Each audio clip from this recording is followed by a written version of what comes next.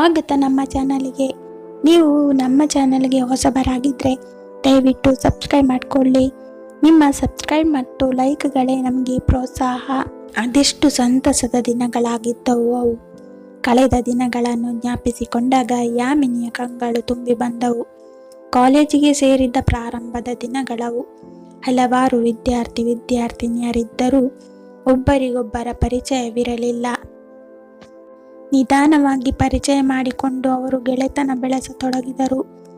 ಆದರೆ 4-6 ದಿನಗಳು ಕಳೆದರೂ ಯಾಮಿನಿಗೆ ಸರಿಹೊಂದುವ ಮಿತ್ರರು ದೊರೆತಿರಲಿಲ್ಲ. ಒಂದು ದಿನ ಯಾಮಿನಿ ಕಾಲೇಜು ತಲುಪುವಾಗ ರೋಹಿತ್ ಕಾಲೇಜಿನ ಗೇಟ್ ಬಳಿ ಸಿಕ್ಕಿದ. ಅವನು ನಗೆ ಬೀರಿ ಹಲೋ ಎಂದು ತನ್ನ ಪರಿಚಯ ಹೇಳಿದ. ಅವನ ನಡವಳಿಕೆ ಯಾಮಿನಿಗೆ ಬಹಳ ಇಷ್ಟವಾಯಿತು. ನನ್ನ ಹೆಸರು ಯಾಮಿನಿ, ನಾನು ಶಾರದಾ ಕಾಲೇಜಿನಿಂದ ಬಂದಿದ್ದೇನೆ. ಅವಳು ರೋಹಿತ್ಗೆ ತನ್ನ ಪರಿಚಯ ತಿಳಿಸಿಕೊಟ್ಟಳು. ಪಾಠದ ವಿಷಯದಲ್ಲಿ ರೋಹಿತ್ ಬಹಳ ಚುರುಕಾಗಿದ್ದ. ಲೆಕ್ಚರರ್ ಕೇಳುವ ಪ್ರಶ್ನೆಗಳಿಗೆಲ್ಲ ಪಟಪಟನೆ ಉತ್ತರ ಕೊಡುತ್ತಿದ್ದ. ಅವನ ಜಾಣತನ ಮತ್ತು ವಿಷಯದ ಬಗೆಗಿನ ಆಳವಾದ ಜ್ಞಾನ ಯಾಮಿನಿಯ ಮನಸ್ಸನ್ನು ಸೆಳೆಯಿತು. ಬಿಡುವಿನ ಸಮಯದಲ್ಲಿ ಒಮ್ಮೆ ರೋಹಿತ್ ಯಾಮಿನಿಯನ್ನು ಕಾಫಿಗೆ ಕರೆದ. ಯಾಮಿನಿಗೆ ಇಲ್ಲವೆನ್ನಲಾಗಲಿಲ್ಲ. ಇಬ್ಬರು ಕ್ಯಾಂಟೀನಿಗೆ ಹೋಗಿ ಕುಳಿತರು. ಕಾಫಿ ಕುಡಿಯುವಾಗ ರೋಹಿತ್ ಯವಯಿಕ್ಕದೆ ಯಾಮಿನಿಯನ್ನೇ ನೋಡುತ್ತಿದ್ದ. ಯಾಮಿನಿಗೆ ಅವನ ದೃಷ್ಟಿಯನ್ನು ಎದುರಿಸುವುದು ಕಷ್ಟವಾಯಿತು. ಆದರೆ ಅವಳ ಎದೆಯಲ್ಲಿ ಸಂತಸದ ಸುಂಟರಗಾಲಿ ಅಲೆ ಎಬ್ಬಿಸಿತು. ಕ್ಲಾಸ್ ಮುಗಿಸಿ ಮನೆಗೆ ಹೋಗುವಾಗ ರೋಹಿತ್ ಹತ್ತಿರ ಬಂದು ಪ್ರೀತಿಯಿಂದ ಬಾಯ್ ಹೇಳಿದ. ಯಾಮಿನಿ ಮೈ ನವಿರೆದ್ದಿತು. ರಾತ್ರಿಯೆಲ್ಲ ಅವಳ ಕಣ್ಮುಂದೆ ರೋಹಿತನ ಮುಖವೇ ತೇಲಿ ಬರುತ್ತಿತ್ತು. ಕಣ್ಣು ಮುಚ್ಚಿದರೆ ಅವನು ಜೊತೆಯಲ್ಲಿರುವಂತೆಯೇ ಭಾಸವಾಗುತ್ತಿತ್ತು. ಮರುದಿನ ಬೆಳಿಗ್ಗೆ ಎಚ್ಚರವಾದಾಗ ಎಂದಿನಂತೆ ಯಾಮಿನಿ ತನ್ನ ಮೊಬೈಲ್ ಚೆಕ್ ಮಾಡಿದಳು. Good morning, have A nice day ಎಂದು ರೋಹಿತ್ ಮೆಸೇಜ್ ಮಾಡಿದ್ದ. ಯಾಮಿನಿ ಬಹಳ ಹೊತ್ತು ಆ ಮೆಸೇಜನ್ನು ನೋಡುತ್ತಾ ಕುಳಿತಿದ್ದಳು. ಅವಳಿಗೆ ರೋಮಾಂಚನವಾಗುತ್ತಿತ್ತು. ಅದಕ್ಕೆ ಉತ್ತರ ಕಳುಹಿಸಬೇಕೆಂದುಕೊಂಡಳು. ಆದರೆ ಏನೆಂದು ಕಳುಹಿಸುವುದು ಎಂದು ಯೋಚಿಸುತ್ತಾ ಕುಳಿತಳು. ಟೈಪ್ ಮಾಡಲು ಹೋದರೆ ಅವಳ ಬೆರಳು ನಡುಗತೊಡಗಿತು. ಅವಳು ಮತ್ತೆ ಆ ಮೆಸೇಜನ್ನು ನೋಡುತ್ತಾ ಕುಳಿತಳು. ಒಂದು ಸುಂದರವಾದ ಉತ್ತರ ಕೊಡಬೇಕೆಂಬ ಆಸೆ. ಆದರೆ ಏನು ಉಳಿಯುತ್ತಿಲ್ಲ. ಕಡೆಗೆ ವೆರಿ ಗುಡ್ ಮಾರ್ನಿಂಗ್ ಎಂದು ಟೈಪ್ ಮಾಡಿ ಕಳುಹಿಸಿದಳು. ಯಾಮಿನಿಯ ಬಾಳು ಒಂದು ಹೊಸ ತಿರುವು ಪಡೆದಿತ್ತು.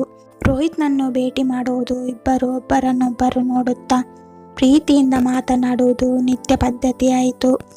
ರೋಹಿತ್ನಿಂದಾಗಿ ಯಾಮಿನಿಗೆ ಕಾಲೇಜೊಂದು ಅತ್ಯಂತ ಪ್ರಿಯ ಸ್ಥಾನವಾಯಿತು. ಪರಸ್ಪರ ಭೇಟಿ ಮಾಡದಿದ್ದರೆ ಇಬ್ಬರಿಗೂ ನೆಮ್ಮದಿ ಇರುತ್ತಿರಲಿಲ್ಲ. ಲೆಕ್ಚರರ್ ಬಾರದೆ ಕ್ಲಾಸ್ ಇಲ್ಲದಿದ್ದಾಗ ಇಬ್ಬರು ಹತ್ತಿರದ ಪಾರ್ಕ್ ಅಥವಾ ಮಾಲ್ಗೆ ಹೋಗಿ ಸುತ್ತಾಡಿ ಬರುತ್ತಿದ್ದರು. ದಿನಗಳು ಬರುತ್ತಿದ್ದರೂ ದಿನಗಳು ಮಜವಾಗಿ ಕಳೆಯುತ್ತಿದ್ದವು. ಕಾಲೇಜಿನಲ್ಲಿ ಅವರ ಬಗ್ಗೆ ಮಾತುಗಳು ಕೇಳಿ ಬರುತ್ತಿದ್ದವು. ಆದರೆ ಅವರು ಅದನ್ನು ಲೆಕ್ಕಿಸಲಿಲ್ಲ.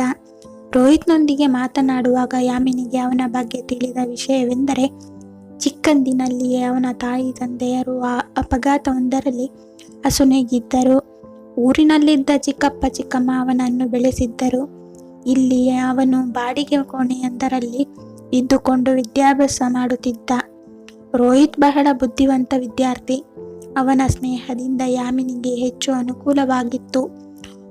ಪಾಠ ಪ್ರವಚನ ವಿಷಯದಲ್ಲಿ ಅವಳಿಗೆ ರೋಹಿತ್ನಿಂದ ಬಹಳ ಸಹಾಯ ಸಿಗುತ್ತಿತ್ತು. ವಾರಾಂತ್ಯದ ರಜೆ ಮುಗಿಸಿ ಯಾಮಿನಿ ಕಾಲೇಜಿಗೆ ಹೋದಾಗ ರೋಹಿತ್ ಕಾಲೇಜಿಗೆ ಬಂದಿರಲಿಲ್ಲ.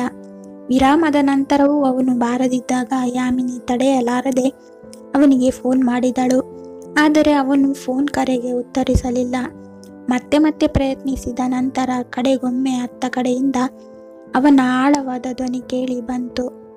ಯಾಮಿನಿ, ನನಗೆ ಜ್ವರ ಬಂದಿದೆ, ಕಾಲೇಜಿಗೆ ಬರಲು ಆಗುತ್ತಿಲ್ಲ. ಇದನ್ನು ಕೇಳಿ ಯಾಮಿನಿ ಗಾಬರಿಯಾದಳು. ಡಾಕ್ಟರ್ ಹತ್ತಿರ ಹೋಗಿದ್ದೀಯಾ ಎಂದು ಕಕ್ಕುಲತೆಯಿಂದ ಕೇಳಿದಳು. ಮಾತ್ರೆ ತೆಗೆದುಕೊಂಡಿದ್ದೇನೆ, ನೀನೇನು ಯೋಚನೆ ಮಾಡಬೇಡ, ಹುಷಾರಾದ ಕೂಡಲೇ ಕಾಲೇಜಿಗೆ ಬರುತ್ತೇನೆ ಎಂದ. ಮರುದಿನವೂ ರೋಹಿತ್ ಕಾಲೇಜಿಗೆ ಬರಲಿಲ್ಲ. ಯಾಮಿನಿಗೆ ಪಾಠದಲ್ಲಿ ಮನಸ್ಸು ನಿಲ್ಲಲಿಲ್ಲ. ಅವನ ಯೋಚನೆಯೇ ಎಡಬಿಡದೆ ಕಾಡಿತು. ರೋಹಿತ್ ಹೇಗಿದ್ದಾನೋ, ಜ್ವರ ಹೆಚ್ಚಾಗಿದೆಯೇ ಏನೋ, ಒಬ್ಬನೇ ಹೇಗೆ ಇದ್ದಾನೆ, ಊಟಕ್ಕೆ ಏನು ಮಾಡುತ್ತಾನೆ, ಹೋಗಿ ಅವನನ್ನು ನೋಡಬೇಕು ಎಂದುಕೊಂಡಳು. ರೋಹಿತ್ ಹಿಂದೊಮ್ಮೆ ಹೇಳಿದ್ದ ಗುರುತಿನ ಮೇಲೆ ಯಾಮಿನಿ ಕಷ್ಟಪಟ್ಟು ಅವನ ಕೋಣೆಯನ್ನು ತಲುಪಿದಳು. ಒಂದಷ್ಟು ಸಲ ಬಾಗಿಲು ತಟ್ಟಿದ್ದ ನಂತರ ರೋಹಿತ್ ಮೆಲ್ಲನೆ ಎದ್ದು ಬಂದು ಬಾಗಿಲು ತೆರೆದ. ಜ್ವರದಿಂದ ಅವನ ಮೈ ಸುಡುತ್ತಿತ್ತು. ಹಾಸಿಗೆಯ ಮೇಲೆ ಕುಳಿತುಕೊಳ್ಳಲು ಅವನಿಗೆ ಆಗುತ್ತಿರಲಿಲ್ಲ.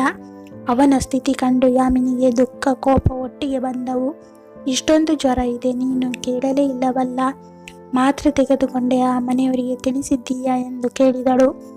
ರೋಹಿತ್ ಅರೆತೆರೆದ ಕಣ್ಣುಗಳಿಂದ ಅವಳನ್ನು ನೋಡುತ್ತಾ, ಇಲ್ಲ, ಚಿಕ್ಕಪ್ಪನಿಗೆ ತೊಂದರೆ ಕೊಡಲು ಮನಸ್ಸಾಗಲಿಲ್ಲ. ಡಾಕ್ಟರ್ ಹತ್ತಿರ ಹೋಗಲು ಶಕ್ತಿ ಇಲ್ಲ. 2 ದಿನಗಳಲ್ಲಿ ರೋಹಿತ್ ಬಲಹೀನನಾಗಿದ್ದ. ಕಣ್ಣುಗಳ ಕೆಳಗೆ ಕಪ್ಪು ವರ್ತುಲ ಮೂಡಿತ್ತು. ಅವನು ಏನೂ ತಿಂದಿರಲಿಲ್ಲ, ಏಕೆಂದರೆ ಅವನೇ ಸ್ವತಃ ಅಡುಗೆ ಮಾಡಿಕೊಳ್ಳಬೇಕಾಗಿತ್ತು. ಹೋಟೆಲ್ನಿಂದ ತಂದಿದ್ದ ತಿಂಡಿ ಸ್ಟೂಲ್ ಮೇಲೆ ಇತ್ತು. ಅದು ಒಣಗಿ ಹೋಗಿತ್ತು. ಅರ್ಧ ಖಾಲಿಯಾಗಿದ್ದ ಬಿಸ್ಕೆಟ್ ಪ್ಯಾಕೆಟ್ ಒಂದು ಪಕ್ಕದಲ್ಲಿತ್ತು. ಕೋಣೆಯ ಸಾಮಾನುಗಳೆಲ್ಲ ಅಸ್ತವ್ಯಸ್ತವಾಗಿ ಬಿದ್ದಿದ್ದವು. ಇದನ್ನೆಲ್ಲ ನೋಡಿ ಯಾಮಿನಿಗೆ ಸುಮ್ಮನೆ ಕೂರಲಾಗಲಿಲ್ಲ. ಅವಳು ಕೋಣೆಯನ್ನು ಸ್ವಚ್ಛಗೊಳಿಸತೊಡಗಿದಳು. ರೋಹಿತ್ ಬೇಡ ಬೇಡವೆಂದು ತಡೆಯಲು ಪ್ರಯತ್ನಿಸಿದ. ಆದರೆ ಅವನಿಗೆ ಮಲಗಲು ಹೇಳಿ ಅವಳು ತನ್ನ ಕೆಲಸ ಮುಂದುವರಿಸಿದಳು. ಆಮೇಲೆ ಅಂಗಡಿಗೆ ಹೋಗಿ ಬ್ರೆಡ್ ಮತ್ತು ಹಾಲನ್ನು ತಂದು ಅವನಿಗೆ ತಿನ್ನಿಸಿದಳು. ಆದರೆ ರೋಹಿತ್ಗೆ ಹೆಚ್ಚು ತಿನ್ನಲಾಗಲಿಲ್ಲ. ಯಾಮಿನಿ ಹತ್ತಿರದಲ್ಲಿದ್ದ ಕ್ಲಿನಿಕ್ಗೆ ಹೋಗಿ ಮಾತ್ರೆ ತಂದು ರೋಹಿತ್ಗೆ ಕೊಟ್ಟಳು. ಸಾಯಂಕಾಲದವರೆಗೂ ಅವನ ಬಳಿಯೇ ಕುಳಿತಳು. ತನಗಾಗಿ ಇವಳು ಇಷ್ಟೆಲ್ಲ ಮಾಡುತ್ತಿದ್ದಾಳೆಂದು ರೋಹಿತ್ಗೆ ಕಣ್ಣು ತುಂಬಿ ಬಂದಿತು. ನನ್ನ ಕೈಲಾದಷ್ಟು ಮಾಡುತ್ತೇನೆ, ನೀನು ನೊಂದುಕೊಳ್ಳಬೇಡ ಎಂದು ಅವಳು ರೋಹಿತ್ಗೆ ಸಮಾಧಾನ ಹೇಳಬೇಕಾಯಿತು. ನೀನೆಷ್ಟು ಒಳ್ಳೆಯವಳು ಯಾಮಿನಿ. ಅಪ್ಪ ಅಮ್ಮ ಚಿಕ್ಕಂದಿನಲ್ಲೇ ನನ್ನನ್ನು ಬಿಟ್ಟು ಹೊರಟು ಹೋದರು. ನನಗೆ ಪ್ರೀತಿ ಎನ್ನುವುದೇ ತಿಳಿದಿಲ್ಲ. ಅದಕ್ಕಾಗಿ ನಾನು ಕಾತರಿಸುತ್ತಿದ್ದೆ. ಚಿಕ್ಕಪ್ಪ ಚಿಕ್ಕಮ್ಮ ನನ್ನನ್ನು ಬೆಳೆಸಿದರು ನಿಜ, ಆದರೆ ನಾನು ಅವರಿಗೆ ಒಂದು ಹೊರೆಯಾಗಿದ್ದೆ. ಅವರಿಂದ ನನಗೆಂದೂ ಪ್ರೀತಿ ಸಿಗಲಿಲ್ಲ. ನೀನು ನನಗೆ ಪರಿಚಯವಾದ ಮೇಲೆ, ನನ್ನ ಜೀವನದಲ್ಲಿ ನೀನು ಬಂದ ಮೇಲೆ ಪ್ರೀತಿ ಏನು ಅನ್ನುವುದು ನನಗೆ ತಿಳಿಯಿತು. ನಿನ್ನ ಪ್ರೀತಿ, ನಿನ್ನ ಉಪಚಾರ ಎಲ್ಲ ನೋಡಿದಾಗ ನನ್ನ ಅಪ್ಪ ಅಮ್ಮನ ನೆನಪಾಗುತ್ತಿದೆ. ರೋಹಿತ್ ಕೆನ್ನೆ ಮೇಲೆ ನೀರು ಹರಿಯಿತು. ಸಾಕು ರೋಹಿತ್, ಇದನ್ನೆಲ್ಲ ಯೋಚಿಸುವ ಸಮಯ ಇದಲ್ಲ. ನಿನ್ನ ಆರೋಗ್ಯದ ಕಡೆ ಗಮನ ಕೊಡು. ನೀನು ಒಂಟಿ ಅಂತ ಅಂದುಕೊಳ್ಳಬೇಡ. ನಾನು ನಿನ್ನ ಜೊತೆ ಇರುತ್ತೇನೆ ಎಂದು ಹೇಳುತ್ತಾ ಯಾಮಿನಿ ತನ್ನ ದುಪ್ಪಟ್ಟಾದಿಂದ ಅವನ ಕಣ್ಣೀರು ಒರೆಸಿದಳು. ರೋಹಿತ್ ಸ್ವಲ್ಪ ಹೊತ್ತು ಕಣ್ಣು ಮುಚ್ಚಿ ಮಲಗಿದ. ಯಾಮಿನಿ ಅವನ ಬಳಿಯೇ ಕುಳಿತಿದ್ದಳು. ಸಂಜೆಯಾಗುತ್ತಿದ್ದಂತೆ ಔಷಧಿಯ ಪ್ರಭಾವದಿಂದ ರೋಹಿತ್ ಬೆವರಿದ. ಜ್ವರ ಕೊಂಚ ಕಡಿಮೆಯಾಗಿತ್ತು. ಯಾಮಿನಿ ಹೊರಡಲು ಎದ್ದಳು. ನಾನೀಗ ಹೊರಡುತ್ತೇನೆ. ರಾತ್ರಿ ಬ್ರೆಡ್ ಮತ್ತು ಹಾಲು ತಿಂದು ಮಾತ್ರೆ ತೆಗೆದುಕೋ. ಏನಾದರೂ ತೊಂದರೆ ಆದರೆ ಫೋನ್ ಮಾಡು. ಸಂಕೋಚ ಪಟ್ಟುಕೊಳ್ಳಬೇಡ. ಯಾಮಿನಿ ಮನೆಗೆ ಹೋದ ಮೇಲೆಯೂ ಅವನದೇ ಚಿಂತೆ ಕಾಡುತ್ತಿತ್ತು. ರಾತ್ರಿ ಎಲ್ಲರೂ ಮಲಗಿದ ಮೇಲೆ ರೋಹಿತ್ಗೆ ಫೋನ್ ಮಾಡಿ ವಿಚಾರಿಸಿದಳು. ಆರಾಮವಾಗಿದ್ದೇನೆಂದು ಅವನು ತಿಳಿಸಿದಾಗ ಯಾಮಿನಿಗೆ ನೆಮ್ಮದಿಯಾಯಿತು. ಮರುದಿನವೂ ಅವಳು ರೋಹಿತ್ನನ್ನು ನೋಡಲು ಹೋದಳು. ಮನೆಯಲ್ಲಿ ಯಾರಿಗೂ ತಿಳಿಯದಂತೆ ಅವನಿಗೆ ತಿನ್ನಲು ತಿಂಡಿಯನ್ನು ತೆಗೆದುಕೊಂಡು ಬಂದಿದ್ದಳು. ಸಂಜೆಯವರೆಗೂ ಅವನ ಜೊತೆ ಇದ್ದಳು. ಅಂತೂ 4ನೆಯ ದಿನ ರೋಹಿತ್ಗೆ ಜ್ವರ ಬಿಟ್ಟಿತು. ಯಾಮಿನಿಯ ಸಾನ್ನಿಧ್ಯ ಅವನಿಗೆ ಹೊಸ ಹುರುಪನ್ನು ನೀಡಿತ್ತು. 5ನೇ ದಿನ ಅವನು ಕಾಲೇಜಿಗೆ ಬಂದಾಗ ಯಾಮಿನಿಗೆ ಬಹಳ ಸಂತೋಷವಾಯಿತು. ಇದಾದ ನಂತರ ಯಾಮಿನಿ ಮತ್ತು ರೋಹಿತ್ ಈಗ ಅತ್ಯಂತ ಆತ್ಮೀಯರಾಗಿದ್ದರು. ಹೀಗೆ 3 ವರ್ಷಗಳು ಉರುಳಿದ್ದು ಅರಿವಾಗಲೇ ಇಲ್ಲ. ಸಂತಸದ ಹಕ್ಕಿ ಪಟಪಟನೆ ರೆಕ್ಕೆ ಬಡಿದು ಹಾರುತ್ತಿತ್ತು. ಡಿಗ್ರಿಯ ಕೊನೆಯ ಪರೀಕ್ಷೆ ಮುಗಿದು ವಿದ್ಯಾಭ್ಯಾಸ ಒಂದು ಹಂತ ಮುಟ್ಟಿದಾಗ ವಿದ್ಯಾರ್ಥಿ ಮಿತ್ರರು ಚದುರುವ ದಿನ ಸಮೀಪಿಸಿತು. ತಮ್ಮ ತಮ್ಮ ಆಯ್ಕೆಯಂತೆ ಅವರೆಲ್ಲ ಬೇರೆ ಬೇರೆಯಾದರು. ರೋಹಿತ್ ಮುಂದಿನ ವಿದ್ಯಾಭ್ಯಾಸಕ್ಕಾಗಿ ಕಾಲೇಜಿಗೆ ಅರ್ಜಿ ಸಲ್ಲಿಸಿದ. ಆದರೆ ಯಾಮಿನಿಗೆ ಆ ಅವಕಾಶವಿರಲಿಲ್ಲ. ಅವಳ ಮನೆಯವರು ಡಿಗ್ರಿ ಮಾಡಿದ್ದಾಯಿತು ಸಾಕು ಎಂದಾಗ ಅವಳು ಮನೆಯಲ್ಲಿಯೇ ಉಳಿಯಬೇಕಾಯಿತು. ರೋಹಿತ್ನನ್ನು ಭೇಟಿ ಮಾಡುವುದು ಕಷ್ಟವಾಯಿತು. ಅವಳಿಗೆ ಸದಾ ರೋಹಿತ್ನ ನೆನಪು ಕಾಡುತ್ತಿತ್ತು. ಅವನ ಜೊತೆ ಇಲ್ಲದೆ ಅವಳಿಗೆ ಯಾವುದರಲ್ಲಿಯೂ ಆಸಕ್ತಿ ಇರಲಿಲ್ಲ. ಯಾಮಿನಿ ತಾಯಿ ತಂದೆಗೆ ಒಬ್ಬಳೇ ಮಗಳು. ಮಗಳ ಮದುವೆ ಮಾಡಿ ಜವಾಬ್ದಾರಿ ಮುಗಿಸಬೇಕೆಂದು ತಾಯಿ ತಂದೆ ಯೋಚಿಸಿದರು. ಆದ್ದರಿಂದಲೇ ಅವಳ ವಿದ್ಯಾಭ್ಯಾಸವನ್ನು ಅಲ್ಲಿಗೆ ನಿಲ್ಲಿಸಿ ಯೋಗ್ಯ ಹುಡುಗರ ಬಗ್ಗೆ ವಿಚಾರಿಸತೊಡಗಿದರು.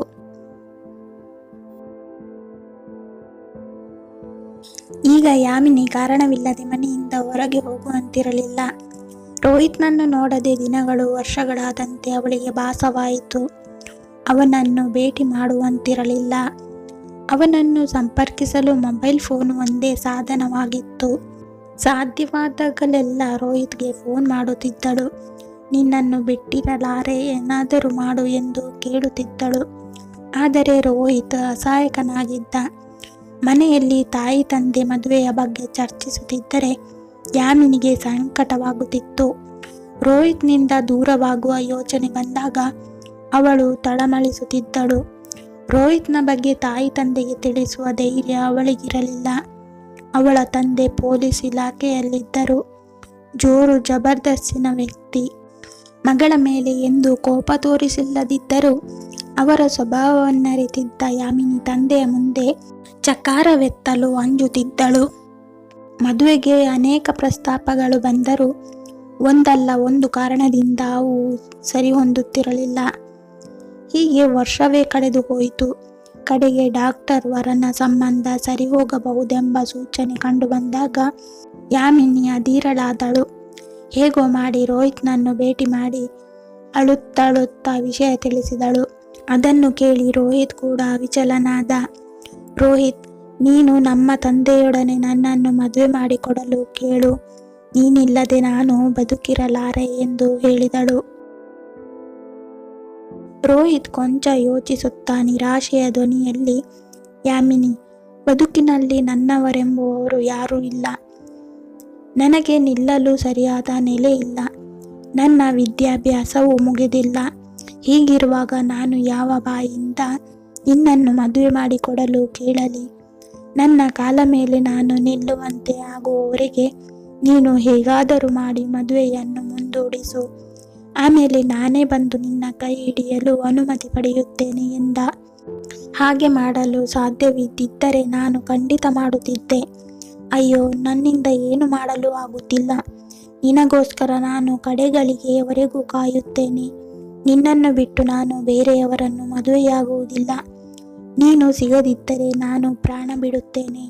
ಯಾಮಿನಿಯ ರೋದನಕ್ಕೆ ಕೊನೆಯಿರಲಿಲ್ಲ. ಹೆದರಿದ ರೋಹಿತ್, ದುಡುಕಬೇಡ ಯಾಮಿನಿ, ನಿನ್ನನ್ನು ಬಿಟ್ಟಿರಲು ನನ್ನಿಂದಲೂ ಆಗದು. ಆದರೆ ನಾವು ಸ್ವಲ್ಪ ಕಾಯಬೇಕಾಗುತ್ತದೆ. ನನಗೊಂದು ಕೆಲಸ ದೊರೆತ ಕೂಡಲೇ ನಾನು ನಿಮ್ಮ ಮನೆಗೆ ಬರುತ್ತೇನೆ ಎಂದ. ರೋಹಿತನಿದ್ದ ಆಶ್ವಾಸನೆಯಿಂದ ಯಾಮಿನಿಗೆ ಕೊಂಚ ನೆಮ್ಮದಿಯಾಯಿತು. ಇಷ್ಟು ದಿನಗಳು ಕಾಲ ತಳ್ಳಿದಂತೆ ಇನ್ನಷ್ಟು ದಿನಗಳು ಮದುವೆ ಮುಂದೆ ಹೋಗುತ್ತಿರಲಿ ಎಂದು ಪ್ರಾರ್ಥಿಸುತ್ತಾ ಅವಳು ಮನೆ ಸೇರಿದಳು. ಆದರೆ ಅವಳ ಪ್ರಾರ್ಥನೆ ಫಲಿಸಲಿಲ್ಲ. ಕೆಲವು ದಿನಗಳ ನಂತರ ಯಾಮಿನಿಯನ್ನು ನೋಡಲು ಹುಡುಗನ ಕಡೆಯವರು ಬರುವ ಭಾನುವಾರ ಬರುವರೆಂದು ಅವಳ ತಾಯಿ ತಿಳಿಸಿದರು. ಯಾಮಿನಿಗೆ ಭೂಮಿ ಬಿರಿದಂತೆ ಭಯವಾಯಿತು.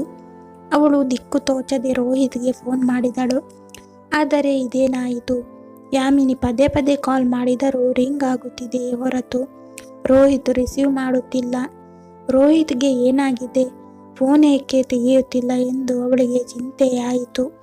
ಬಹುಶಃ ಅವನು ಯಾವುದೋ ಕೆಲಸದಲ್ಲಿ ತೊಡಗಿರಬಹುದು ಎಂದುಕೊಂಡು ಯಾಮಿನಿ ಒಂದಷ್ಟು ಹೊತ್ತಿನ ನಂತರ ಕಾಲ್ ಮಾಡಿದಳು. ಆದರೆ ಆಗಲೂ ಅವನು ರಿಸೀವ್ ಮಾಡಲಿಲ್ಲ. ಎಂದು ಹೀಗಾಗಿರಲಿಲ್ಲ. ಯಾಮಿನಿ ಫೋನ್ ಮಾಡಿದಾಗಲೆಲ್ಲ ಅವನು ತಕ್ಷಣ ರಿಸೀವ್ ಮಾಡುತ್ತಿದ್ದ. ಮಿಸ್ ಕಾಲ್ ಕಂಡರೆ ತಾನೇ ಕಾಲ್ ಬ್ಯಾಕ್ ಮಾಡುತ್ತಿದ್ದ. ಆದರೆ ಈಗ ನಡುರಾತ್ರಿಯಾದರೂ ರೋಹಿತ್ ಸಂಪರ್ಕಕ್ಕೆ ಸಿಗದಿದ್ದಾಗ ಅವಳು ಹತಾಶಳಾದಳು. ಆದರೆ ಪ್ರಯತ್ನ ಮಾತ್ರ ಬಿಡಲಿಲ್ಲ. ಕಡೆಗೆ ಫೋನ್ ಸ್ವಿಚ್ ಆಫ್ ಎಂಬ ಸಂದೇಶ ಬಂದಾಗ ಅವಳ ಕಣ್ಣೀರ ಕಟ್ಟೆ ಒಡೆಯಿತು. ಮಾರನೆಯ ದಿನ ತಂದೆ ಡ್ಯೂಟಿಗೆ ಹೋದ ನಂತರ ಯಾಮಿನಿ ಏನೋ ಒಂದು ನೆಪ ಮಾಡಿಕೊಂಡು ಮನೆಯಿಂದ ಹೊರಗೆ ಹೊರಟು ರೋಹಿತನ ಕೋಣೆಯ ಬಳಿ ಬಂದಳು. ಬಾಗಿಲಿಗೆ ಬೀಗ ಬಿದ್ದಿರುವುದನ್ನು ಕಂಡು ಅವಳ ಎದೆ ಟಸಕ್ಕೆಂದಿತು. ಅಕ್ಕಪಕ್ಕದವರನ್ನು ವಿಚಾರಿಸಿದಾಗ ಅವನು ರೂಮ್ ಖಾಲಿ ಮಾಡಿ ಹೊರಟು ಹೋದನೆಂದು ತಿಳಿದು ಬಂದಿತು. ಎಲ್ಲಿಗೆ ಹೋದನೆಂದು ಹೇಳುವವರಿಲ್ಲ. ಅವಳು ನಿರಾಶೆಯಿಂದ ಕುಸಿದು ಕುಳಿತಳು. ಈಗ ಏನು ಮಾಡಲಿ, ಯಾರನ್ನು ಕೇಳಲಿ? ರೋಹಿತ್ ಒಂದು ಮಾತು ತಿಳಿಸದೆ ಹೊರಟು ಹೋಗಿರುವನಲ್ಲ. ಅವನು ಹೀಗೆ ಮಾಡಬಹುದೆಂದು ಯಾಮಿನಿಗೆ ನಂಬಲು ಸಾಧ್ಯವಾಗಲಿಲ್ಲ. ಭಾನುವಾರ ಬೆಳಗಾಗುತ್ತಿದ್ದಂತೆ ಅವಳ ಎದೆ ಟವಗುಟ್ಟಿತು. ರಾತ್ರಿಯೆಲ್ಲ ಅವಳಿಗೆ ನಿದ್ರೆ ಬಂದಿರಲಿಲ್ಲ. ಹುಡುಗನ ಕಡೆಯವರು ಒಪ್ಪಿಬಿಟ್ಟರೆ ಏನು ಮಾಡುವುದು? ತಾನು ಬೇಡವೆನ್ನಲು ಏನು ಕಾರಣ ಕೊಡುವುದು? ಯಾಮಿನಿಗೆ ಒಂದು ತಿಳಿಯದಾಯಿತು. ಅವರಿಗೇನಾದರೂ ತೊಂದರೆಯಾಗಿ ಇಲ್ಲಿಗೆ ಬರುವುದು ತಪ್ಪಲಿ ಎಂದು ಆಶಿಸಿದಳು. ಆದರೆ ಅವಳ ಆಶೆ ಈಡೇರಲಿಲ್ಲ. ತಾಯಿಯ ಆದೇಶದಂತೆ ಉಲ್ಲದ ಮನಸ್ಸಿನಿಂದ ಅಲಂಕರಿಸಿಕೊಂಡಳು. ಬಂದವರ ಮುಂದೆ ಕೂರಬೇಕಾದಾಗ ಅವಳ ಹೃದಯ ಚೀರಿತು. ರೋಹಿತ್ನಿಂದ ದೂರ ಉಳಿಯಲು ಅವಳಿಂದಾಗುತ್ತಿಲ್ಲ. ಆದರೆ ಅವಳೇನು ಮಾಡಬಲ್ಲಳು ಇಂತಹ ಕಠಿಣ ಪರಿಸ್ಥಿತಿಯಲ್ಲಿ? ರೋಹಿತ್ ಅವಳಿಗೆ ಯಾವುದೊಂದು ವಿಚಾರ ತಿಳಿಸದೆ ಮಾಯವಾಗಿದ್ದ. ಅವನು ಕೇವಲ ಪ್ರೀತಿಯ ಆಟವಾಡಿದ್ದಾನೆ. ಪ್ರೀತಿಯನ್ನು ಮುನ್ನಡೆಸುವ ಮತ್ತು ಜವಾಬ್ದಾರಿ ಹೊರುವ ಸಮಯ ಬಂದಾಗ ಅವಳ ಕೈ ಬಿಟ್ಟು ಹೊರಟು ಹೋಗಿದ್ದ. ಇದಂತಹ ಪ್ರೀತಿ ಅವನದು. ಹುಡುಗನ ಕಡೆಯವರಿಗೆ ತಾನು ಒಪ್ಪಿಗೆಯಾಗದಿರಲಿ ಎಂದು ಯಾಮಿನಿ ಬಯಸುತ್ತಿದ್ದರೆ ಅವಳ ಬಯಕೆಗೆ ಕೊಡಲಿ ಪೆಟ್ಟು ಬಿದ್ದಿತು. ಹುಡುಗಿ ತಮಗೆಲ್ಲ ಒಪ್ಪಿಗೆ ಎಂದು ಅವರ ಕಡೆಯಿಂದ ಸಂದೇಶ ಬಂದಿತು. ರೋಹಿತ್ನನ್ನು ಬಿಟ್ಟು ಬೇರೆ ಯಾರಿಗೂ ಅವಳು ಮನಸ್ಸು ಕೊಡಲಾರಳು. ಆದರೆ ರೋಹಿತ್ ಅದಾವಲೋಕದಲ್ಲಿ ಮರೆಯಾಗಿರುವನು ಗೊತ್ತಿಲ್ಲ. ತನ್ನ ಪ್ರೀತಿಯ ಕಟ್ಟಡ ಕುಸಿಯುವುದನ್ನು ಅವಳಿಂದ ತಡೆಯಲಾಗುತ್ತಿಲ್ಲ. ಇಂತಹ ಪರಿಸ್ಥಿತಿಯಲ್ಲಿ ಅವಳು ಒಂಟಿಯಾಗಿ ತನ್ನ ಭಾವನೆಗಳೊಂದಿಗೆ ತೊಳಲಬೇಕಾಗಿದೆ. ರೋಹಿತ್ ಹೀಗೇಕೆ ಮಾಡಿದ? ತನ್ನ ಪ್ರೀತಿಯನ್ನು ಅವನು ಟೈಂಪಾಸಿಗೆ ಎಂದು ಬಳಸಿಕೊಂಡನೇ? ಯಾಮಿನಿ ಮನದಲ್ಲೇ ಮಿಡುಕಿ ಗೋಳಿಟ್ಟಳು. ಮನೆಯಲ್ಲಿ ಸಂತಸ ಹರಡಿತು. ಯಾಮಿನಿಯ ತಾಯಿ ತಮ್ಮ ನೆಂಟರಿಷ್ಟರಿಗೆ ಫೋನ್ ಮಾಡಿ ವಿಷಯ ತಿಳಿಸುತ್ತಿದ್ದರು. ಅವಳ ತಂದೆ ವಿವಾಹದ ಏರ್ಪಾಟುಗಳ ಬಗ್ಗೆ ಆಲೋಚಿಸುತ್ತಿದ್ದರು. ಆದರೆ ಯಾಮಿನಿಯ ಮನಸ್ಸು ನರಳುತ್ತಿತ್ತು. ಅವಳ ಮನದ ತುಂಬ ರೋಹಿತನೇ ತುಂಬಿದ್ದ. ಅವನನ್ನು ಮರೆಯಲು ಅವಳಿಗಾಗುತ್ತಿಲ್ಲ. ಹಾಗಿರುವಾಗ ಬೇರೆಯವರನ್ನು ವರಿಸುವುದು ನ್ಯಾಯವೇ ಎಂದು ಚಿಂತಿಸಿ ಬಳಲಿದಳು. ಕಪ್ಪನೆಯ ಕಾರ್ಮೋಡದಂಚಿನಲ್ಲಿ ಇದ್ದಕ್ಕಿದ್ದಂತೆ ಸೂರ್ಯಕಿರಣ ಮೂಡಿ ಬಂದಿತು. ವರನ ಕಡೆಯವರು ಏಕೋ ಹಿಂದೆಗೆಯುತ್ತಿರುವ ಸೂಚನೆ ತೋರಿತು. ನಂತರ ತಿಳಿದು ಬಂದ ಸುದ್ದಿ ಎಂದರೆ ಹೆಚ್ಚಿನ ವರದಕ್ಷಿಣೆಯ ಆಸೆಯಿಂದ ಅವರು ಬೇರೆಯ ಕಡೆ ವಿವಾಹ ನಿಶ್ಚಯ ಮಾಡಿಕೊಂಡರೆಂಬುದು. ದೊಡ್ಡದೊಂದು ಆಪತ್ತು ಕಳೆದಂತೆ ಯಾಮಿನಿ ನಿಡಿದಾದ ಉಸಿರು ಬಿಟ್ಟಳು. ಅನೇಕ ದಿನಗಳ ನಂತರ ಅವಳ ತುಟಿಯ ಮೇಲೆ ಮುಗುಳ್ನಗೆ ಮೂಡಿತು. ಮದುವೆ ಮುರಿದು ಹೋದದ್ದು ಮನೆಯವರಿಗೆ ಆಘಾತವಾದರೂ ಯಾಮಿನಿಗೆ ಸಮಾಧಾನ ತಂದಿತ್ತು. ಆದರೆ ಅವಳ ಒಂದೇ ಯೋಚನೆ ಎಂದರೆ ರೋಹಿತ್ ಸಂಪರ್ಕಕ್ಕೆ ಸಿಗುತ್ತಿಲ್ಲವೆಂಬುದು. ರೋಹಿತ್ನ ಯೋಚನೆ ಮಾಡುತ್ತಾ ಮಾಡುತ್ತಾ ಅವಳು ವಿಹ್ವಲಗೊಂಡಳು. ಹೇಳದೆ ಅವನೆಲ್ಲಿಗೆ ಹೋದ? ಅವನ ಫೋನ್ ಏಕೆ ಸ್ವಿಚ್ ಆಫ್ ಆಗಿದೆ? ಇದನ್ನೇ ಚಿಂತಿಸುತ್ತಾ ದಿನ ಕಳೆದಂತೆ ಅವಳ ಅಶಾಂತಿ ಹೆಚ್ಚಾಗುತ್ತಿತ್ತು. ಕೆಲವೊಮ್ಮೆ ಅವಳಿಗೆ ರೋಹಿತ್ ತನಗೆ ಮೋಸ ಮಾಡಿರುವನೇ ಎಂಬ ಸಂಶಯ ಸುಳಿಯುತ್ತಿತ್ತು. ಫೋನ್ ಸಂಪರ್ಕ ಸಿಗಲಿಲ್ಲ. ಅವಳು ಫೇಸ್ಬುಕ್ನಲ್ಲಿ ಮೆಸೇಜ್ ಹಾಕಿದಳು. ಆದರೆ ಅದಕ್ಕೆ ಯಾವ ಉತ್ತರವೂ ಬರಲಿಲ್ಲ. ನಂತರದಲ್ಲಿ ರೋಹಿತ್ ಫೇಸ್ಬುಕ್ನಲ್ಲಿಯೂ ಬ್ಲಾಕ್ ಮಾಡಿಬಿಟ್ಟಿದ್ದ.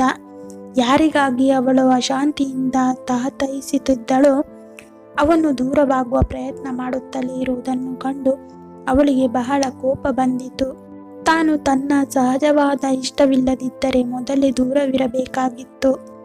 ಈ ರೀತಿ ಪ್ರೀತಿ ತೋರಿಸಿ ಆಟವಾಡಬೇಕೆ? ಏನು ಹೇಳದೆ ಕಳ್ಳನ ಹಾಗೆ ಮಾಯವಾಗುವುದು ಹೇಡಿತನ. ತಾನು ಅವನ ಮೇಲೆ ವಿಶ್ವಾಸವಿರಿಸಲೇಬಾರದಿತ್ತು. ಯಾಮಿನಿಯ ಮನಸ್ಸು ಕೋಪದಿಂದ ಅಸಹಾಯಕತೆಯಿಂದ ತಳಮಳಿಸುತ್ತಿತ್ತು. ರೋಹಿತ್ನ ಮೇಲೆ ಕೋಪ ಮಾಡಿಕೊಂಡರೂ ಅವನ ನೆನಪು ಮಾತ್ರ ದೂರವಾಗುತ್ತಿರಲಿಲ್ಲ. ಯಾವ ಕೆಲಸದಲ್ಲಿಯೂ ಮನಸ್ಸು ನಿಲ್ಲುತ್ತಿರಲಿಲ್ಲ. ಸುಮ್ಮನೆ ಕುಳಿತಿದ್ದರೆ ಅವಳಿಗೆ ಅರಿವಿಲ್ಲದೆ ಕಣ್ಣೀರು ಸುರಿಯುತ್ತಿತ್ತು.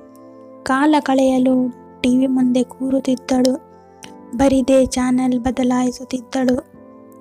ನೋಡುತ್ತಿರಲಿಲ್ಲ, ಮೊಬೈಲ್ ಚೆಕ್ ಮಾಡುತ್ತಿದ್ದಳು. ಬಾಲ್ಕನಿಯಲ್ಲಿ ನಿಂತು ಆಕಾಶವನ್ನು ದಿಟ್ಟಿಸುತ್ತಿದ್ದಳು. ಯಾಮಿನಿಯ ಮನಸ್ಸು ಸದಾಕಾಲವೂ ರೋಹಿತ್ ರೋಹಿತ್ ಜಪಿಸುತ್ತಿತ್ತು. ಯಾರು ಹತ್ತಿರದಲ್ಲಿ ಇಲ್ಲದಿರುವಾಗ ಅವಳು ಮೆಲುದನಿಯಲ್ಲಿ ಅವನನ್ನು ಕರೆಯುತ್ತಿದ್ದಳು. ನನ್ನ ಕರೆ ರೋಹಿತನಿಗೆ ಮುಟ್ಟುವುದೇ? ಅವನು ಮತ್ತೆ ನನ್ನ ಬಳಿಗೆ ಬರುವನೇ? ಈ ವೇಳೆಗೆ ಅವನು ಹೊಸ ಜೀವನ ಪ್ರಾರಂಭಿಸಿಬಿಟ್ಟಿದ್ದರೆ? ಯಾಮಿನಿಗೆ ಭಯವಾಯಿತು. ಅವಳು ಮತ್ತೆ ಸಮಾಧಾನ ಮಾಡಿಕೊಂಡಳು. ಇಲ್ಲ, ರೋಹಿತ್ ಅಂಥವನಲ್ಲ. ಅವನು ಖಂಡಿತವಾಗಿ ಒಂದು ದಿನ ಬರುತ್ತಾನೆ. ನನ್ನನ್ನು ಜೊತೆಯಲ್ಲಿ ಕರೆದೊಯ್ಯುತ್ತಾನೆ. ಸಮಯ ಸರಿದಂತೆ ಯಾಮಿನಿಯ ಮನಸ್ಸು ನಿರಾಶೆಯ ಕೂಪದಲ್ಲಿ ಮುಳುಗತೊಡಗಿತು. ರೋಹಿತ್ನ ನಂಬರ್ ಹೊರತು ಅವಳ ಮೊಬೈಲ್ನಲ್ಲಿ ಬೇರೆ ಯಾರ ಸಂಪರ್ಕವೂ ಇರಲಿಲ್ಲ. ಕಡೆಗೆ ಅವನ ಸಂಪರ್ಕವೂ ಕಡಿದು ಹೋಯಿತು. ಇದುವರೆಗೆ ಪ್ರತಿದಿನ ಪ್ರತಿ ನಿಮಿಷ ಅವನಿಗೆ ಕಾಲ್ ಮಾಡುವುದು ಅಥವಾ ಅವನ ಕರೆಯನ್ನು ನಿರೀಕ್ಷಿಸುವುದು ಇದೇ ಅವಳ ದಿನಚರಿಯಾಗಿತ್ತು. ತಿಂಗಳುಗಳ ಕಾಲ ಅವನ ಕರೆಗಾಗಿ ಕಾಯ್ದು ನಿರಾಶಳಾಗಿ ಮೊಬೈಲ್ ಮುಟ್ಟುವುದನ್ನೇ ಬಿಟ್ಟು ಬಿಟ್ಟಿದ್ದಳು. ಮೊಬೈಲ್ ಫೋನ್ ಮೇಲೆ ಅವಳಿಗೆ ತಿರಸ್ಕಾರ ಹುಟ್ಟಿತು. ಒಂದು ದಿನ ಕೋಪದಿಂದ ಅವಳು ರೋಹಿತ್ ನಂಬರನ್ನು ತನ್ನ ಫೋನ್ನಿಂದ ತೆಗೆದು ಹಾಕಿದಳು. ದಿನಗಳು ಉರುಳಿದವು. ಒಂದು ದಿನ ಯಾಮಿನಿಯ ತಂದೆಗೆ ವರ್ಗಾವಣೆಯ ಆದೇಶ ಬಂದಿತು. ಅವರನ್ನು ಮೈಸೂರಿನ ಇಲಾಖೆಗೆ ವರ್ಗ ಮಾಡಲಾಗಿತ್ತು. ಯಾಮಿನಿಯ ಮನಸ್ಸಿನಲ್ಲಿ ರೋಹಿತ್ನನ್ನು ಸೇರುವೆನೆಂಬ ಭರವಸೆ ಕರಗುತ್ತಾ ಬಂದಿತು. ತಾಯಿ ತಂದೆಯೊಡನೆ ಮೈಸೂರಿಗೆ ಬಂದಾಗ ಅವಳಿಗೆ ಹೊಸ ಸ್ಥಳದಲ್ಲಿ ತನ್ನ ಕಳೆದ ಬದುಕಿನ ನೆನಪನ್ನು ಮರೆಯುವುದು ಸಾಧ್ಯವಾಗಬಹುದು ಎಂದು ಅನಿಸಿತು. ಮೈಸೂರಿನ ವೈಭವಯುತ ಅರಮನೆಯ ನೋಟದಿಂದ ಅವಳ ಮನಸ್ಸು ಖಿನ್ನವಾಗುತ್ತಿತ್ತು. ಸುತ್ತಲೂ ವೈಭೋಗದ ಪ್ರತೀಕ ಕಾಣುತ್ತಿದ್ದರೆ ಅವಳಿಗೆ ಮನಸ್ಸಿನ ಆಳದಲ್ಲಿ ತನ್ನ ಪ್ರೀತಿಯ ಸಮಾಧಿ ಗೋಚರಿಸುತ್ತಿತ್ತು. ಮನೆಯಲ್ಲಿ ಮತ್ತೆ ಮದುವೆಯ ಮಾತುಕತೆ ಪ್ರಾರಂಭವಾಯಿತು. ಯಾಮಿನಿಗೆ ಪ್ರೀತಿ, ಮದುವೆ, ಸಂಸಾರ ಎಲ್ಲದರ ಮೇಲೂ ತಿರಸ್ಕಾರ ಹುಟ್ಟಿತು. ತನ್ನ ಮದುವೆಯ ವಿಷಯ ಮಾತನಾಡುವುದೇ ಬೇಡವೆಂದು ಅವಳು ಎಲ್ಲರಿಗೂ ಹೇಳಿಬಿಟ್ಟಳು. ಜಾಗ ಬದಲಾದರೂ, ಊರು ದೂರವಾದರೂ ನೆನಪು ದೂರವಾಗಲಿಲ್ಲ. ರೋಹಿತ್ಗೆ ತನ್ನ ನೆನಪು ಉಳಿದಿದೆಯೇ? ಅವನ ಪ್ರೀತಿ ಒಂದು ನಾಟಕವಾಗಿದ್ದರೆ ನನ್ನನ್ನು ಮರಳು ಮಾಡಿ ನಂಬಿಸಿದ್ದೇಕೆ? ಕಡೆಗಾದರೂ ಒಮ್ಮೆ ನಿಜ ವಿಷಯ ತಿಳಿಸಿದ್ದರೆ ಸಾಕಿತ್ತು. ನಾನು ಇಷ್ಟೊಂದು ಸಂಕಟ ಪಡಬೇಕಾಗಿರಲಿಲ್ಲ. ಪ್ರೀತಿ ಅಮರ ಎನ್ನುವ ಭ್ರಮೆ ದೂರವಾಗಿರುತ್ತಿತ್ತು. ಯಾಮಿನಿ ಈ ಮೊದಲೇ ಮನೆಯಿಂದ ಹೊರಗೆ ಹೋಗುವುದು ಕಡಿಮೆಯಾಗಿತ್ತು. ಮೈಸೂರಿಗೆ ಬಂದ ಮೇಲಂತೂ ಹೊಸ ಜಾಗ, ಹೊಸ ಜನ, ಹೀಗಾಗಿ ಸದಾ ಮನೆಯಲ್ಲೇ ಕುಳಿತು ತನ್ನ ಭಗ್ನ ಪ್ರೇಮದ ಸುಳಿಯಲ್ಲಿ ಸುತ್ತುತ್ತಿದ್ದಳು. ಒಂದು ದಿನ ತಾಯಿ ಅವಳು ತಮ್ಮ ಜೊತೆ ಪಕ್ಕದ ಮನೆಗೆ ಬರುವಂತೆ ಒತ್ತಾಯಿಸಿದರು. ನೆರೆಮನೆಯ ಸಂಧ್ಯಾ ಆಂಟಿಯ ಮಗಳನ್ನು ನೋಡಲು ಹುಡುಗ ಬರಲಿದ್ದ. ವಧು ಪರೀಕ್ಷೆ, ವಿವಾಹ ಕಾರ್ಯಕ್ರಮಗಳಲ್ಲಿ ತೊಡಗಿಕೊಂಡರೆ ಮಗಳ ಮನಸ್ಸು ಸರಿ ಹೋಗಬಹುದೆಂಬ ವಿಚಾರ ತಾಯಿಯದು. ಅದಕ್ಕಾಗಿ ಅವರು ಯಾಮಿನಿಗೆ ಹುಡುಗಿಯನ್ನು ಸಿಂಗರಿಸುವ ಜವಾಬ್ದಾರಿ ವಹಿಸಿದರು. ರೋಹಿತ್ ದೂರವಾದ ನಿನ್ನಿಂದ ಅಲಂಕಾರವನ್ನೇ ಮರೆತಿದ್ದ ಯಾಮಿನಿ ಈಗ ಹುಡುಗಿಗೆ ಮಾತ್ರ ಚೆನ್ನಾಗಿ ಶೃಂಗಾರ ಮಾಡಿದಳು. ಹುಡುಗನ ಕಡೆಯವರು ಬಂದರು. ಸಂಧ್ಯಾ ಆಂಟಿ ಯಾಮಿನಿಗೆ ಮಗಳನ್ನು ಕರೆತರಲು ಹೇಳಿದರು. ಹುಡುಗಿಯನ್ನು ಸಂಧ್ಯಾ ಆಂಟಿಯ ಜೊತೆಯಲ್ಲಿ ಕಳುಹಿಸಿದ ಯಾಮಿನಿ ಬಾಗಿಲಲ್ಲಿ ನಿಂತಳು. ಎದುರಿಗೆ ಸೋಫಾದ ಮೇಲೆ ಕುಳಿತಿದ್ದ ಹುಡುಗನನ್ನು ನೋಡಿ ಯಾಮಿನಿಯ ಎದೆ ಬಡಿತ ನಿಂತಂತಾಯಿತು. ತಲೆ ಗಿರ್ರೆಂದು ಸುತ್ತಿ ಬಂತು. ಮರುಕ್ಷಣದಲ್ಲಿ ಅವಳು ಬವಳಿ ಬಿದ್ದಳು. ಯಾರಿಗಾಗಿ ಅವಳು ಕ್ಷಣ ಕ್ಷಣವೂ ಕಾಯುತ್ತಿದ್ದಳು? ಯಾರಿಗಾಗಿ ಕಣ್ಣೀರ ಕೋಡಿ ಹರಿಸಿದಳು? ಯಾರೋ ಅವಳ ಶಾಂತಿ ನೆಮ್ಮದಿಯನ್ನು ಕಳೆದಿದ್ದನು. ಆ ವಿಶ್ವಾಸಘಾತ ರೋಹಿತ್ ಸಂಭಾವಿತ ವ್ಯಕ್ತಿಯಂತೆ ವಧು ಪರೀಕ್ಷೆಗೆ ಬಂದು ಕುಳಿತಿದ್ದ. ಯಾಮಿನಿ, ಯಾಮಿನಿ, ಕಣ್ಣು ತೆರೆ. ಯಾಮಿನಿಯ ಮುಖದ ಮೇಲೆ ನೀರ ಹನಿ ಚಿಂಪಡಿಸಲಾಯಿತು. ಪರಿಚಿತ ಮಧುರ ಧ್ವನಿಯನ್ನು ಕೇಳಿ ಅವಳು ಮೆಲ್ಲನೆ ಕಣ್ಣು ತೆರೆದಳು. ರೋಹಿತ್? ಹೌದು ಯಾಮಿನಿ, ನಾನು ನಿನ್ನ ರೋಹಿತ್. ಯಾಮಿನಿಯ ಕಣ್ಣಿನಿಂದ ನೀರು ಹರಿಯಿತು. ನನಗೆ ಒಂದು ಮಾತು ತಿಳಿಸದೆ ಇಷ್ಟು ದಿನ ಎಲ್ಲಿಗೆ ಹೊರಟು ಹೋಗಿದ್ದೆ ರೋಹಿತ್? ನಾನು ನಿನಗಾಗಿ ಎಷ್ಟು ಹುಡುಕಿದ್ದೇನೆ, ಎಷ್ಟು ಹತ್ತಿದ್ದೇನೆ, ಎಷ್ಟು ಸಂಕಟ ಪಟ್ಟಿದ್ದೇನೆ ಅಂತ ನಿನಗೇನು ಗೊತ್ತು? ನಾನು ಬೇಡವಾಗಿದ್ದರೆ ಹೇಳಿ ಬಿಡಬೇಕಿತ್ತು. ನಾನು ಹುಚ್ಚಿಯ ಹಾಗೆ ನಿನ್ನ ಪ್ರೀತಿಗಾಗಿ ಹಂಬಲಿಸುತ್ತಿದ್ದೆ. ನೀನೇಕೆ ನನಗೆ ವಿಶ್ವಾಸ ದ್ರೋಹ ಮಾಡಿದೆ? ಅವಳು ಒಂದೇ ಉಸಿರಿನಲ್ಲಿ ಹೇಳಿದಳು. ನಾನು ನಿನಗಾಗಿ ಬಹಳ ಸಂಕಟ ಪಟ್ಟಿದ್ದೇನೆ ಯಾಮಿನಿ. ನಾವು ಕಳೆಯ ಸಲ ಭೇಟಿ ಮಾಡಿದ್ದು ನಿನಗೆ ನೆನಪಿದೆಯಾ ಎಂದು ಕೇಳಿದ. ಹೌದು, ನೆನಪಿದೆ. ಆ ದಿವಸ ನೀನು ಹೋದ ಮೇಲೆ ನಿನ್ನ ತಂದೆ 4-5 ಜನರ ಜೊತೆ ಅಲ್ಲಿಗೆ ಬಂದರು. ಅವರೆಲ್ಲ ಪೊಲೀಸ್ ಯೂನಿಫಾರ್ಮ್ನಲ್ಲಿದ್ದರು. ವಾವ್!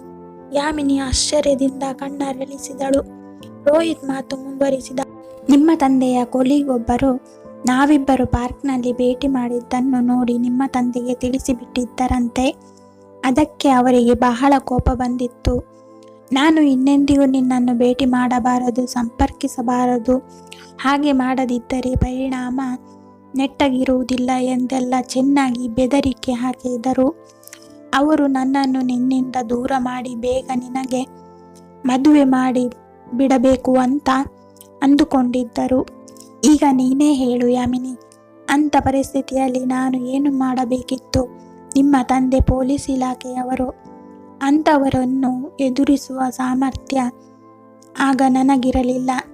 ನನ್ನಿಂದ ನಿನಗೆ ಏನೂ ತೊಂದರೆ ಆಗಬಾರದು ಅನ್ನುವುದಕ್ಕೋಸ್ಕರ ನಿನ್ನಿಂದ ನಾನು ದೂರ ಹೋಗಬೇಕಾಯಿತು. ಅದಲ್ಲದೆ ನನಗೆ ಬೇರೆ ದಾರಿಯೇ ಇರಲಿಲ್ಲ. ಅದಕ್ಕೆ ನಾನು ನನ್ನ ಸಿಮ್ ಕಾರ್ಡನ್ನು ಮುರಿದು ಎಸೆದೆ. ಎದೆಯನ್ನು ಕಲ್ಲು ಮಾಡಿಕೊಂಡು ಆ ಊರನ್ನೇ ಬಿಟ್ಟು ಬಿಟ್ಟೆ.